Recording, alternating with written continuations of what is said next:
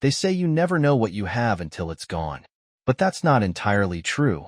I knew exactly what I had. I just never thought I'd lose it. My name is Charles Mitchell, and 7 years ago, I married the woman of my dreams. Veronica was everything I could have wanted. Brilliant, beautiful, and somehow she found my terrible jokes funny. We had what everyone called the perfect life. The house in Greenwich with the wraparound porch, successful careers, and enough love to fill every room of our home twice over. At least, that's what I thought. Honey, don't forget the Hendersons are coming over for dinner tonight, Veronica called out one morning as I was getting ready for work. She was standing in our kitchen, her dark hair pulled back in that messy bun she wore when she was planning to work from home. Right. The quarterly let's pretend we're sophisticated dinner, I joked, adjusting my tie. Want me to pick up some wine on the way back? She didn't laugh. A few months ago, she would have. Instead, she just nodded, eyes fixed on her phone. That would be great. The good stuff, not that bargain bin selection you brought home last time. I paused, watching her thumbs dance across the screen. She'd been doing that more lately, living in her phone, in some world I couldn't see. Everything okay? I asked, trying to keep my tone light. You seem a bit distant. She looked up, but her eyes didn't quite meet mine.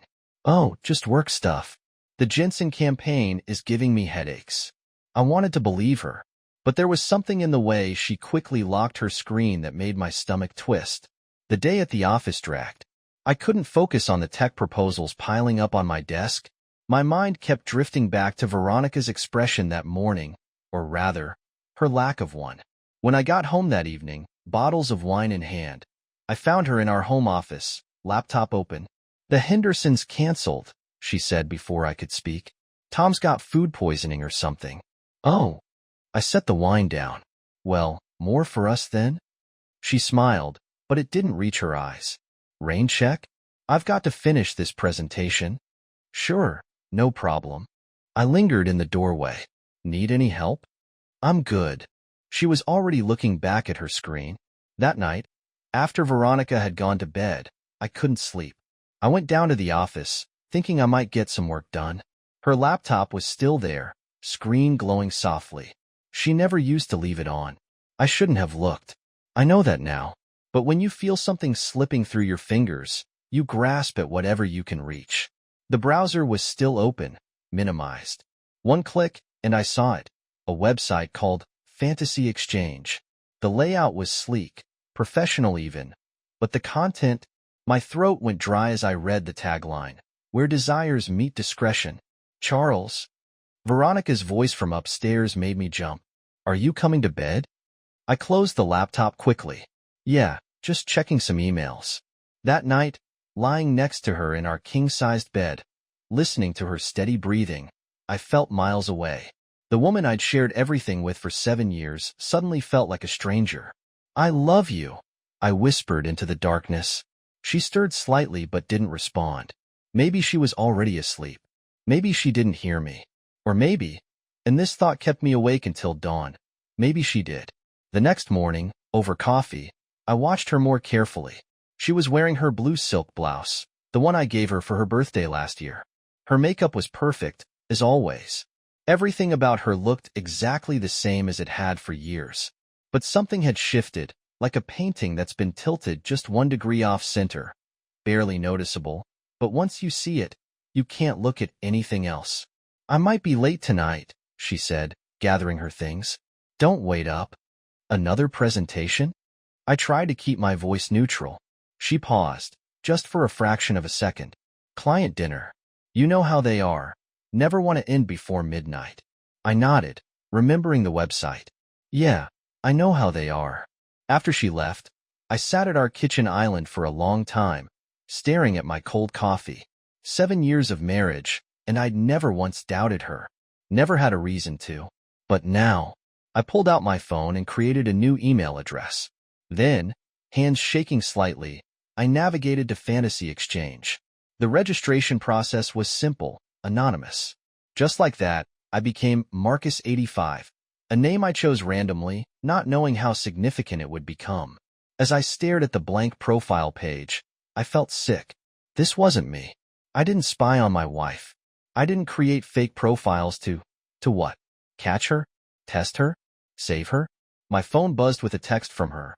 Don't forget to take out the trash. Love you. 3 words that used to make my day now felt like a knife twisting in my gut. I looked back at the Fantasy Exchange website, at the cursor blinking in the profile description box. Sometimes, to save what you love, you have to be willing to risk losing it all. I began to type. The first week on Fantasy Exchange was torture. I spent hours crafting my profile, making Marcus85 sound interesting but not desperate, experienced but not sleazy. Every notification made my heart stop, but none of them were from Veronica's username, unravels, which I'd found in her browser history. Then, on a Tuesday night while Veronica was at another client dinner, it happened. Your profile is intriguing, her message read. You seem different from the usual crowd here. My hands trembled as I typed back. I try to be. What makes you say that? Most men here lead with their fantasies. You actually took the time to talk about books and travel. It's refreshing. I felt sick. This was my wife, flirting with a stranger. But I had to keep going. Life's too short for shallow connections, I wrote, thinking of our marriage. Even here. We chatted for hours that night. She told Marcus things she hadn't told me in months. About feeling trapped, about needing excitement. Each word was a dagger. Sometimes I feel like I'm suffocating in perfection, she wrote. My husband. He's wonderful. Too wonderful. Does that make sense? Too wonderful how? I forced myself to ask. He never pushes back. Never fights. Never shows passion or jealousy. Sometimes I wonder if he even cares enough to get angry. I stared at those words until my vision blurred. 7 years, and I thought I was being the perfect husband by never letting my temper show. Over the next few weeks, our online conversations deepened. During the day, I was Charles, watching my wife grow more distant. At night, I was Marcus, learning why. I met someone, she told Marcus one night. In real life. My coffee mug slipped from my hand, shattering on the kitchen floor. Upstairs, I heard Veronica stir in her sleep. Oh, I typed with shaking hands. Tell me about him. His name is Marcus too, actually. My blood ran cold. Different spelling though. We've been meeting for coffee and other things. I had to step away from the computer. In our bedroom, Veronica was sleeping peacefully, her phone clutched in her hand. I wanted to wake her, to scream, to demand answers. Instead, I went back downstairs. How long? I asked. 2 months. My husband has no idea. God, I'm terrible, aren't I? Yes, I wanted to type. Yes, you are. Instead, we all have needs. Marcus understands me in a way my husband doesn't. When we're together, it's electric. Passionate. Everything my marriage isn't anymore. The next day at breakfast, I could barely look at her. You okay? She asked, spreading jam on her toast. You seem tense. Just work, I lied, wondering how many times she'd fed me the same excuse. Big presentation today. She nodded sympathetically. You'll do great, honey. Oh, by the way, I have a late meeting tonight. Don't wait up. With the Jensen campaign? I asked, knowing the answer. No, new client. Very demanding. She kissed my cheek, and I caught a whiff of new perfume. Love you. That night, I followed her. I'm not proud of it, but by then, pride was the least of what I'd lost. She drove to a small cafe downtown, one we used to go to when we were first dating. And there he was, the real Marcus. Tall, dark-haired, maybe early 40s. He greeted her with a familiarity that made my stomach turn. I watched them through the window, saw how she laughed at his jokes, how her hand lingered on his arm. My phone buzzed. A message from midnight_rose to Marcus85. Can't chat tonight. Having dinner with the other Marcus. He makes me feel alive again. I sat in my car, watching them, for 2 hours. They left separately, but I knew where they were going. The Grand Plaza Hotel. She'd told Marcus85 about it in one of their chats. That night, when she came home, she was humming. Good meeting? I asked from the darkness of our living room. She jumped. Charles, you scared me. Yes, very productive. Though my head is killing me from all the fluorescent lights. Funny, I said, keeping my voice steady. I always thought the lighting at the Grand Plaza was quite romantic. The color drained from her face. What? Room 847, I continued, citing the number she'd shared in our online chats. Corner suite. Great view of the city. Very private. How? She started, then realization dawned. Marcus 85. I stood up slowly. We need to talk, Veronica. About Marcus, about fantasy exchange, about everything. She sank into a chair, her purse falling to the floor. Charles, I can explain. Can you? My voice was hardly a whisper. Can you explain why you needed to create a fantasy life? Why you needed another Marcus? Why our life, our marriage, wasn't enough? You don't understand. I understand perfectly. I've spent weeks understanding. Every chat, every confession, every detail of your affair. I understand that while I was here, loving you, trusting you, you were living a double life. Tears streamed down her face. I never meant to. To what? To get caught? To hurt me? To destroy everything we built? The calm in my voice surprised even me. You told Marcus 85 something interesting last week. You said I never show passion or jealousy, that I never get angry. She looked up at me, mascara running down her cheeks. Well, Veronica, I said, finally letting the rage seep into my voice, you're about to see just how wrong you were about that. The next few hours were a blur of accusations and tears.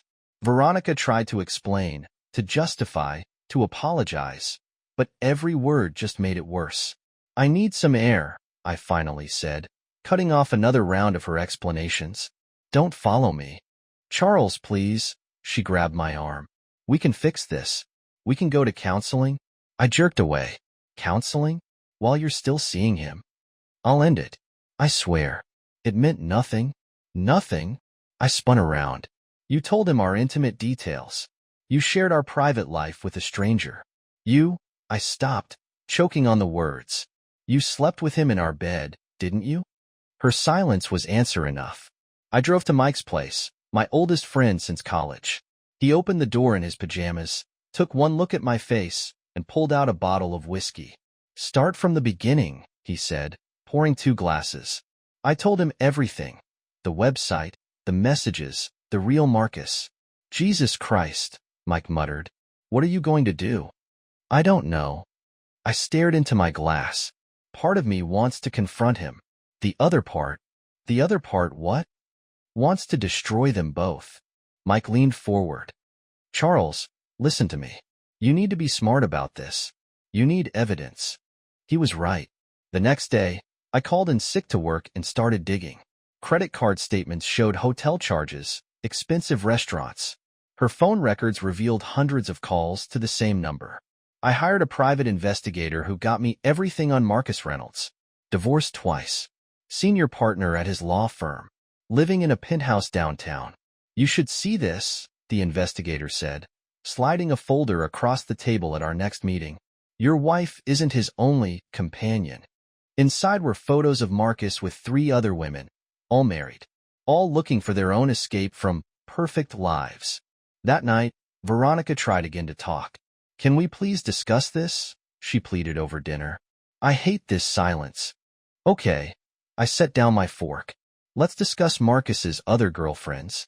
She froze. What? Sharon Thompson, Rebecca Liu, and Maria Hernandez. All married. All clients of his firm.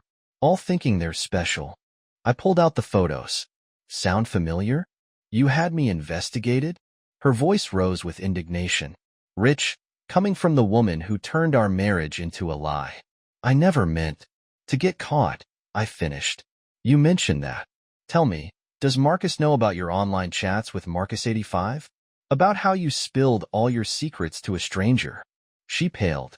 Please don't. Don't what? Tell him? Expose your little fantasy world? I leaned closer. Why not? You seemed so eager to share everything else. Charles, you're scaring me. Good. I stood up. Maybe now you understand how I felt, reading about my wife's secret life with another man. The next day, I met with Sharon Thompson. She was exactly as the investigator described, elegant, trapped in a loveless marriage, easy prey for Marcus. He told you were special, didn't he? I asked over coffee. That he understood you in a way your husband never could? She stared at me, mascara smudging under her eyes. How did you? My wife, Veronica Mitchell. Know her? Recognition flickered across her face. Oh God. Yeah. I slid her a copy of the photos. You're not alone. That night, my phone exploded with text from Veronica. How dare you talk to Sharon?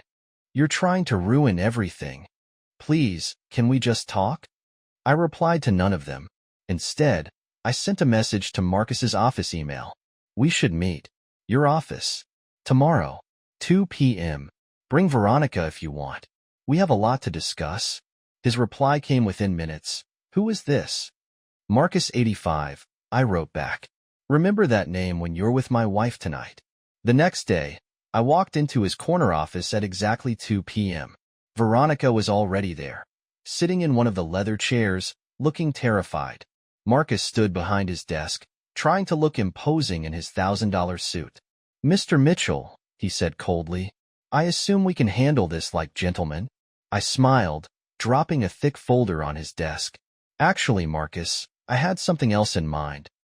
Marcus stared at the folder I dropped on his desk. What is this? Open it, I said, remaining standing. I insist. His manicured hands flipped through the pages, his face growing paler with each turn. Veronica tried to peek at the contents, but he snapped the folder shut. What do you want? His voice had lost its earlier confidence. Want? I laughed, a hollow sound. I want my wife back. I want the last 3 months of my life back. I want to unread every message you two exchanged. But since I can't have any of that, I pulled out my phone. I thought we could discuss how your managing partners would feel about you sleeping with clients' wives. You're bluffing, he said, but his hand tightened on the folder. Am I? Sharon Thompson's husband sits on your board, doesn't he? And Rebecca Lou's husband. Isn't he your biggest client in Asia? Veronica stood up. Charles, stop this. Please. Stop? I turned to her. Like you stopped when I trusted you? Like you stopped when you brought him into our bed? That was once, she began. 3 times, I corrected her. February 12th, March 3rd, and March 18th. You told Marcus 85 all about it, remember? Every detail.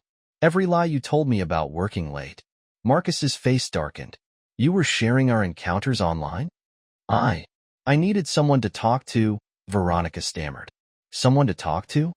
Marcus's laugh was ugly. So you chose a stranger on a fantasy website? He understood me. He was me. I shouted, making them both jump. Every confession, every secret, every detail of your affair.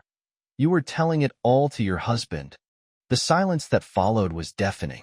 Marcus looked between us, realization dawning on his face. You're Marcus 85? Surprise. I pulled out my phone again. Want to hear some highlights from your girlfriend's messages? She was quite detailed. You son of a Marcus started around the desk, but I held up my hand. Careful. My finger might slip and hit send on these screenshots to your partners. He froze. Veronica sank back into her chair, face in her hands. Here's what's going to happen, I said, my voice steady. You're going to end this. All of it. Not just with my wife, with Sharon, Rebecca, Maria, and any others I don't know about yet. You can't prove. Check your email. I waited while he clicked on his computer. Those time-stamped photos showing you entering hotels with multiple married women? They're just copies. The originals are in a secure location, along with all the messages, receipts, and phone records. His face contorted with rage. This is blackmail. No, this is consequences. You play with people's lives, eventually someone plays back. Veronica finally looked up. What do you want from me? The pain in her voice almost broke my resolve. Almost. Nothing, I said quietly. Not anymore. I've already contacted a divorce lawyer. You'll be hearing from them tomorrow. Charles, please, she stood, reaching for me. Don't. I stepped back. Just don't. I love you, she whispered. No, I shook my head. You loved the idea of me. The safe husband. The backup plan while you chased excitement with him. I gestured at Marcus, who was still staring at his computer screen. But I'm not that man anymore. You made sure of that. We can fix this, she pleaded. Counseling, therapy, anything? There's nothing to fix. I turned to leave, then paused at the door. Oh, and Marcus? You have 24 hours to end things with the others before those photos go to your partners. Clock's ticking. In the elevator, my hands finally started shaking. 7 years of marriage, ending in a corner office with leather chairs and a view of the city. My phone buzzed. Veronica. I never meant to hurt you, her text read. I just felt so trapped. Please don't leave like this. Another buzz. Marcus. This isn't over. I stepped out into the sunshine, looking up at the towering office building. My phone kept buzzing with their messages, but I didn't read them. Instead, I called Mike. It's done, I said when he answered. How'd it go? About as well as destroying 2 lives can go. I started walking toward my car. Want to get a drink? On my way, he paused. You okay? I thought about Veronica's face when I revealed I was Marcus 85. About all the lies, the secrets, the betrayal. About the life we'd built and how quickly it had crumbled. No, I answered honestly, but I will be. As I drove to meet Mike, my phone kept lighting up with messages. Veronica begging for another chance. Marcus threatening legal action. But for the first time in months, I felt something close to peace. Sometimes you have to burn everything down to see what's worth saving from the ashes. The next few weeks were a blur of lawyers, paperwork, and awkward conversations with friends who had to choose sides. I moved into a furnished apartment downtown, leaving Veronica in our house. The house we'd picked together, decorated together, dreamed in together. Mike helped me move the essentials. You know, he said, carrying a box of clothes, you could fight for the house. I don't want it, I replied. Too many ghosts. My phone had been relatively quiet since the confrontation. Marcus, true to his survival instincts, had ended things with all his companions. Sharon Thompson's husband sent me a brief thank you email. I never replied. Then one evening, as I was settling into my new routine of takeout and television, someone knocked on my door. It was Veronica. You look terrible, she said, then immediately regretted it. Sorry, What do you want, Veronica? She held up a small box. Found these while packing up your office. Thought you might want them. Inside were photos from our early days, dating, engagement, wedding. We looked so happy, so certain of our future. Keep them, I said, pushing the box back. Charles, can we talk? Really talk? I considered closing the door, but something in her voice stopped me. Fine. 10 minutes. She sat on my new couch, looking out of place in her designer clothes against the generic furniture. I saw Marcus yesterday, she began. Seriously? That's what you came to tell me? No, listen. He was with another woman. At the cafe where we used to meet. I laughed bitterly. Already replaced you. Did he? I deserved that. She twisted her wedding ring. She was still wearing it. But it made me realize something. I wasn't special to him. I was just available. Took you long enough to figure that out. I know you hate me. I don't hate you, I interrupted. That's the problem. I wish I could hate you. It would make this easier. She started crying then, silent tears tracking her mascara. I ruined everything. Yes, you did. I remained standing, keeping my distance. But I'm curious, why are you here? Really? Because I miss you, she whispered. I miss us. Before all this, before I got lost. Lost? My voice rose. You didn't get lost, Veronica. You made choices. Every message to Marcus, every lie about working late, every time you brought him into our bed, those were choices. I know. I'm not trying to excuse it. She stood up, moving toward me. I love you, Charles. I never stopped loving you. Stop. I backed away.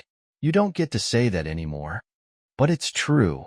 What I did with Marcus, what I wrote on that website, I was looking for something I already had. I was too blind to see it. And now? I asked. Now that you've blown up our marriage, hurt everyone around you, what do you expect? I don't expect anything. I just want you to know how sorry I am, how much I regret. Your actions or getting caught? She flinched. Both. Neither. I don't know anymore. My phone buzzed, a text from my lawyer about the divorce proceedings. Reality crashing back in. Your 10 minutes are up, I said. Charles, please. No. I opened the door. We're done here. The lawyers will handle everything else. She stopped in the doorway. Do you think in time? Don't. I cut her off. Don't ask questions you don't want answered. After she left, I sat in the dark for a long time, looking at the box of photos she'd left behind. 7 years of memories, reduced to a cardboard box of moments that didn't mean what I thought they did. My phone buzzed again. Mike, drinks? Not tonight, I texted back. Need some time alone. You sure? Sarah's worried about you. Sarah, Mike's wife, had been checking on me regularly. They were the only couple from our old life who'd stuck firmly by my side. Tell her I'm fine. Just processing. Later that night, unable to sleep, I found myself on Fantasy Exchange. My Marcus 85 profile was still active. So was Midnight Earthros. Her last message to me, to Marcus 85, was still there. I think I've made a terrible mistake. I stared at those words for a long time before clicking delete account. As I watched the confirmation message appear, I felt something shift inside me. Not healing, exactly, but the beginning of acceptance. The next morning, I had a meeting with my lawyer. She's not contesting anything, Janet said, reviewing the papers. Makes our job easier. She keeps the house, I said. I keep my dignity. Seems fair. Janet looked at me over her glasses. You sure about this? You're entitled to more. I'm sure. I just want it over. On my way out of her office, I ran into Marcus in the lobby. He looked older, tired. Mitchell, he nodded stiffly. Reynolds. I started to walk past him. For what it's worth, he called after me. I ended it. All of it. Like you asked. I turned back. You didn't do it because I asked. You did it to save your career. He shrugged. Does it matter why? To their husbands? To their families? Yeah, it matters. As I walked away, I heard him say something else, but I didn't stop to listen. Some conversations aren't worth having. 1 year later, I stood in front of our old house, watching the sold sign being taken down. Veronica had finally decided to move, accepting a job offer in California. We hadn't spoken since the divorce was finalized, but our realtor kept me informed. Old habits die hard. Ready? Sarah asked, touching my arm gently. She and Mike had insisted on coming with me for this final goodbye. Almost, I said, walking up the familiar path one last time. Inside, the house was empty, echoing with memories. Veronica had left a letter on the kitchen counter. I recognized her handwriting immediately. Dear Charles, I've written this letter 100 times in my head. None of them seemed right. How do you apologize for destroying something beautiful? How do you explain the inexplicable? I won't ask for forgiveness. I lost that right. But I want you to know that losing you taught me more about love than finding Marcus ever did. You were right that day in his office. I didn't love you the way you deserved. I loved the safety you represented while I chased excitement elsewhere. I heard you're doing well. Mike mentioned you're seeing someone. I hope she makes you happy. Really happy. Not the kind of happiness I pretended to give you. Marcus married one of his junior partners last month. I saw it in the society pages. Funny how life works out, isn't it? He found his happiness too, I suppose. I'm moving to San Francisco next week. Fresh start, they say. But before I go, I needed to say one last thing. Thank you. Not for the years we had, though those were precious, but for showing me who I really was. Sometimes it takes losing everything to see yourself clearly. Be happy, Charles. You deserve it. V. I folded the letter carefully and put it in my pocket. Mike was waiting by the door. You okay, buddy? Yeah, I said, surprised to find I meant it. Just saying goodbye. Later that evening, at our favorite bar, Mike raised his glass. To new beginnings? To lessons learned, I corrected, thinking of the letter. Sarah squeezed my hand. Kate's still coming to dinner tomorrow, right? I smiled, thinking of the woman I'd been seeing for the past few months. We'd met at a coffee shop, not the one Veronica and Marcus used, a different one. She was a children's book illustrator, passionate about her work and refreshingly honest about everything. She is, I confirmed. She's excited to try your famous lasagna. You really like her, don't you? Mike grinned. I do. I took a sip of my drink. She's real. No games, no hidden agendas. Just her. My phone buzzed. A text from Kate. Miss you. Can't wait for tomorrow. Red heart. A year ago, that heart emoji would have made me cynical. Now it made me smile. You know what the weird thing is?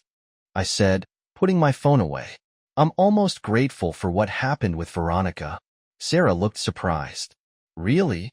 It taught me something important. Love isn't about being perfect. It's about being honest. Real.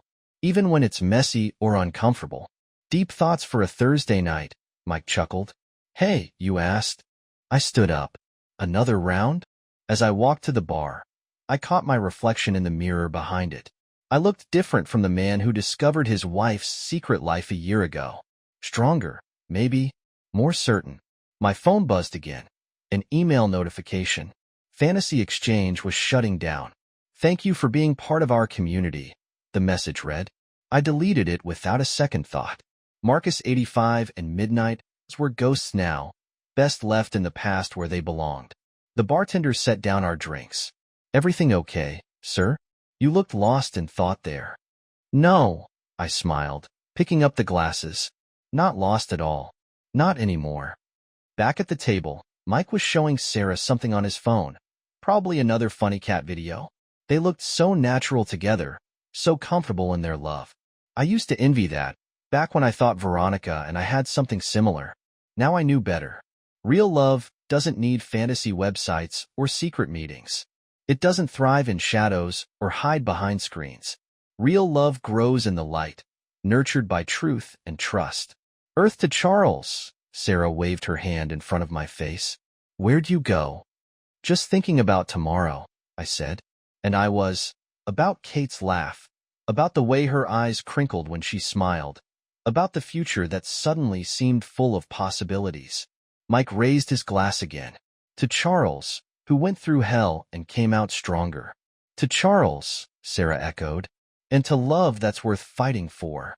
I lifted my glass, thinking of the letter in my pocket, of the empty house with its echoing rooms, of Kate's simple heart emoji that meant more than all of Veronica's elaborate explanations.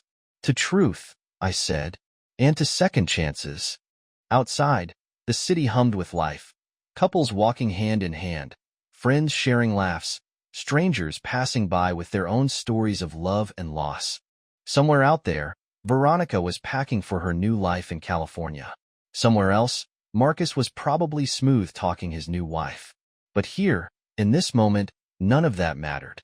I had my friends, my memories, both good and bad, and a future that was mine to write. Sometimes the best stories don't end with happily ever after. Sometimes they end with something better, the truth. And the truth was, I was finally, completely free.